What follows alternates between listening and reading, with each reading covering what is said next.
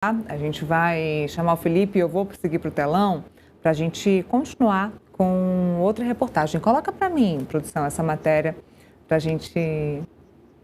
Vamos lá, então coloca o Felipe para mim, para eu poder saber que matéria que é, para eu poder já ir falando, produção, que nem eu sei. Ah, sim, a decisão para a gente continuar falando de Vorcaro, sim, a decisão que mantém o Vorcaro preso. A gente até, como a Andresa estava dizendo aqui, a gente estava falando sobre a prisão do Vorcaro, decisão liminar que o mantém preso desde ontem. Até falamos com o advogado dele hoje um pouco mais cedo, que disse que não vai se manifestar por enquanto nesse processo, mas a Justiça manteve a prisão do Daniel Vorcaro após a audiência de custódia. Mas, até como a Andresa trouxe aqui, esse habeas corpus deve sair muito em breve, a Justiça de São Paulo deve liberar o Daniel, até porque não tem mais provas contra ele, pelo menos por enquanto. Muita coisa a ser investigada, tem muita gente nessa jogada, muitos bancos, muitas instituições financeiras. Ele que deve ficar, a polícia vai ficar de olho nele, o Ministério Público vai ficar de olho nele.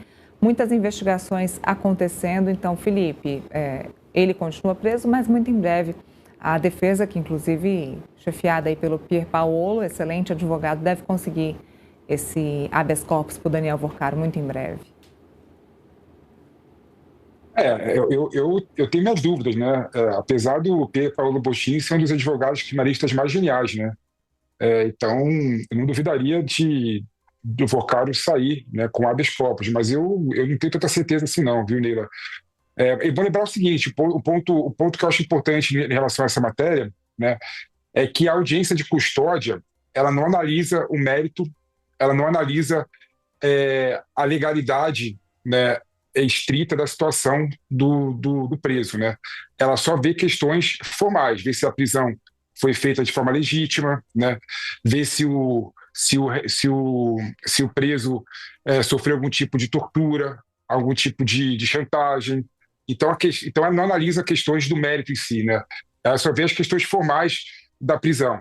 Então é com naturalidade que a justiça iria manter o Daniel Vorcaro preso, né, na audiência de custódia, né? O ponto que eu acho que é um ponto principal, né, que talvez seja abordado pela defesa, né, pelo Pier Paolo Boschini, né, é que o Vorcaro teria outras formas, né, de ficar, né, cautelarmente restrito ao seu direito, né, como, por exemplo, tornozeleira eletrônica, prisão domiciliar, né, e isso não faria com que ele prejudicasse, né, a investigação. Talvez um argumento, uma alegação desse sentido, né, seduza a justiça, né, até porque a gente sabe, né, que a regra, né, no Brasil é a prisão somente com trânsito julgado, né, do processo, né. A prisão cautelar só é utilizada em alguns casos, né. E no caso do Vorcaro, né, a prisão preventiva foi concedida, né, no pedido da Polícia Federal, porque o Vorcaro estava supostamente, segundo a Polícia Federal, fugindo, né, do Brasil, né, indo para fora do Brasil para fugir da prisão que já tinha sido pedida e concedida no processo, né. Então, como os requisitos da preventiva, né, é exatamente a possibilidade de evitar a fuga, né, do investigado, né. E se a defesa provar que o Vorcaro não irá fugir, né, e ter outros instrumentos para evitar a fuga do Vorcaro que não seja, né, a prisão preventiva, há a possibilidade do Vorcaro ser libertado, né, com habeas corpus. Mas esse caso, na minha opinião, Neila, tem tanta imprensa, tanta opinião pública contrária, né, que eu não sei se é tão simples assim, né. Tudo bem que os juízes têm que decidir, né, sem olhar para a opinião pública, mas é difícil, né, como diz o ministro Fux, né, um juiz com a toga não sentir, né, no seu peito, né, o clamor popular. Difícil ser um juiz apenas olhando aí pela lei e pelo papel. Tem novidade aqui, matéria da Grande Angular, falamos sobre a mudança no Banco de Brasília, na presidência do Banco de Brasília, e o ex-presidente da Caixa, Nelson Souza, é o indicado do governador Ibanez para assumir o cargo. Havia um outro nome, que é, se eu não me engano, de Celso Eloy, é isso mesmo. Inicialmente, Celso Eloy, também na Caixa, foi o escolhido, mas o governador aqui do Distrito Federal, Ibanez Rocha, acabou direcionando Celso Eloy para a função de diretor e optou por Nelson Souza para a principal cadeira da instituição financeira, para o Banco de Brasília.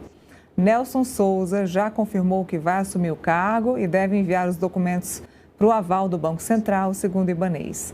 A troca na alta cúpula do BRB acontece após a Compliance Zero deflagrada ontem pela Polícia Federal. O governador Ibanez disse ao Metrópolis que Nelson Souza foi a primeira pessoa que ele convidou para assumir o BRB em 2019, após a eleição. Mas, à época, ele preferiu ficar na Caixa e foi presidente do Conselho de Administração do BRB.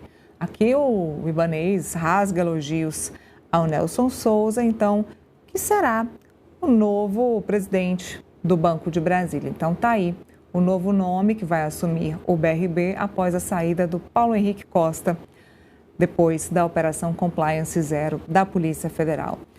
Mudamos de assunto agora, vamos falar de